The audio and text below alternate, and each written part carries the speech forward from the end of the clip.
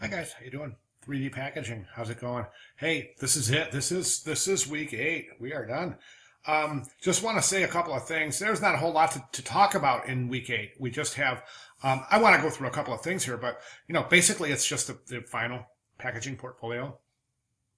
And I had talked to a student who asked me about this final portfolio. What do we want here? And I made this list, and I want to share it with you guys. And I'll post this too in the announcement. But final portfolio it's basically a presentation of your process for the 3 class projects. That's the 3 class projects. That's not. You can include the exercises if you'd like.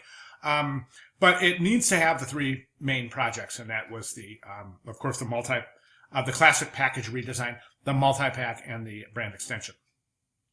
So it's basically a portfolio / process book that shows that, And what I was thinking is this. I made this little list. So I'm thinking a good project would include this: the summary of the project, the summary of the concept for your project. So in other words, introduce the project, tell us what it's about.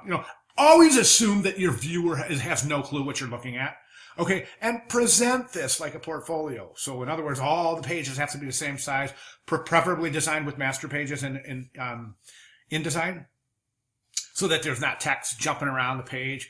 And another good tip in portfolio is to place your text on the same place on every page. That way it develops a cadence, so that when the viewer is turning the page, they're starting to see this expectation that the type is going to be here. So that welcomes the viewer to peruse the page, then go back and forth to the text if needed.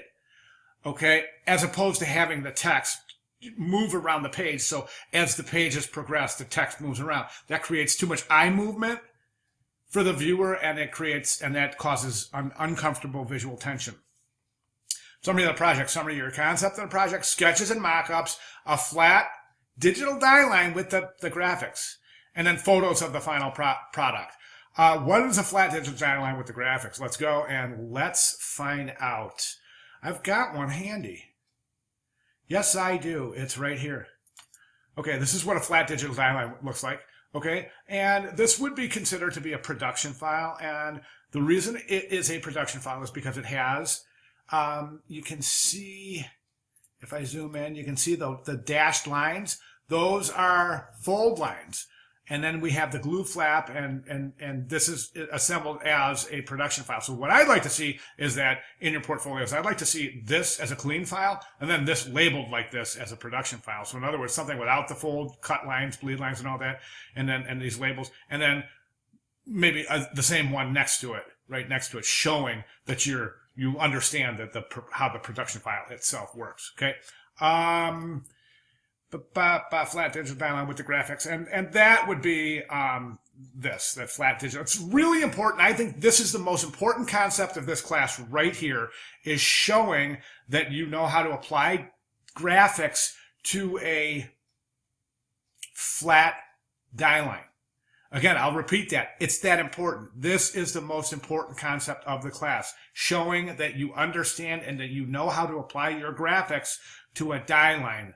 Not only a die line being applying your graphics to a flat surface that's intended to be folded into an object. We showed that on the story cube. But not only that, but showing how you know how the different surfaces are going to interact with each other once the package is folded. Very important stuff. Very important stuff. Okay. On to photos of the final product. Okay. And that's cool. And so let's go over here to our presentation, a bit of advice. First of all, this overview, go ahead and take a look at it. This kind of gives you exactly where we're at and what you have to do this week. And I just want to take a look at this guy right here. It's a bit of advice. It's pretty good. First of all, it talks a little bit about presenting your packages. And don't forget, guys, I left those links to sites on how to build a home studio and how to shoot your work.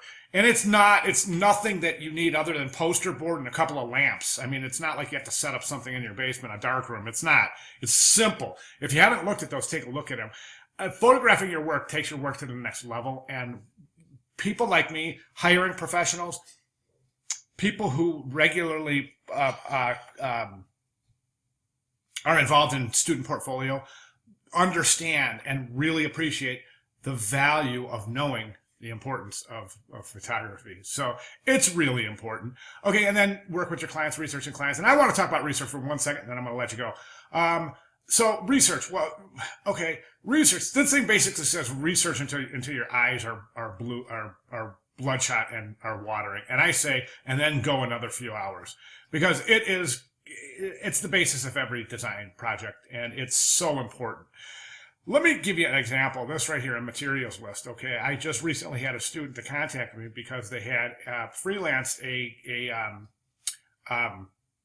project for a sustainable design, and the student was very confused because they didn't know where to start. And of course, my suggestion was to start with a materials list, and this, of course, starts with research. Materials list is very, very important, guys. It's your responsibility. Okay, it's your responsibility to know materials and to suggest materials to your clients. Those of you who are going on to freelance design, those of you who will be in studios and in agencies, of course, yes, you will need to know the materials that are available and the materials that the substrate that would be requested by any particular client. So you need to know all about materials, what they're made, and especially, guys, listen, especially because sustainable design is so huge right now. So that's important stuff. All right, that's all I have. It's 6:42. Yay, I'm going to make it under 7 minutes. Hooray for me. First time all class, I believe. All right, so anyway, guys, I'm here. I'll be doing double time this week because I know there's a lot due.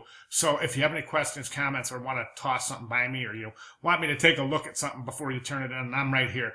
All right, great job, everyone. Fantastic class. I said at the beginning of the class that this class is basically an all-star team, and it is. No disappointments here. I loved this class. I really enjoyed myself.